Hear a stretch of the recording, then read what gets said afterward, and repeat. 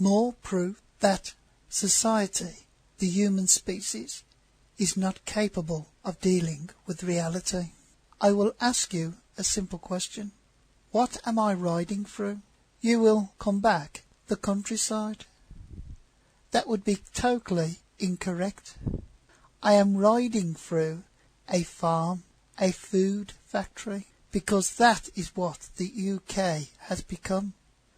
A massive farm to feed the endless number of people on this tiny island. There are so many people that we have to import food, and we are importing more and more food to feed us. The problem with this is every country in the world runs the same policy as we do, a policy based on endless growth. So sooner or later they will not have surplus food to sell us, for they'll have to keep it for their own people. That means countries like us, the people will starve. That is not a good future. So a policy of endless growth has no sustainability. Yet you all embrace it because you are unable to deal with the truth. You have destroyed the natural countryside to grow food for yourselves, and you are forcing what's left of our dwindling wildlife to live within this food factory, which of course you all call the countryside. It seems the human species has no ability to deal with anything outside of its own selfish wants. Every political party policies are based on this ridiculous, unworkable system of endless growth. You live on an island. How can you endlessly expand into a space that is fixed? I will challenge David Cameron and all the rest of the political parties to show me how you could endlessly expand into a space that is fixed. Let's use something that has a fixed space. A car.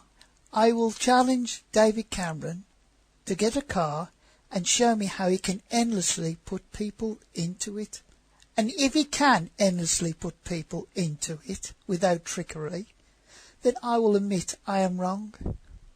But so far, no politician has taken me up on this challenge, neither has any scientist. For to do so would be to break the laws of physics. So, in the first video I called you a joke, and I'm calling you a joke again, because that's what you are. You claim to care about your environment, but you're not able to back that claim up, are you? Because you are endlessly multiplying and destroying your environment. Let's deal with facts. Nothing intelligent, which you all claim you are, would behave in such a way that its actions would bring harm, endanger or destroy its own environment. That's exactly what you're doing though. So therefore you cannot be intelligent, can you? You claim to be intelligent, yet you breed like a virus. You complain about vermin, endlessly multiplying and destroying. What do you think you're doing? At least they have an excuse. They are not claiming they are intelligent. You lot are. The human species uses these fancy words like caring, responsible and intelligent because it makes you look good, doesn't it? But you have no way of backing any of them up. The proof is all around you to prove you are not caring.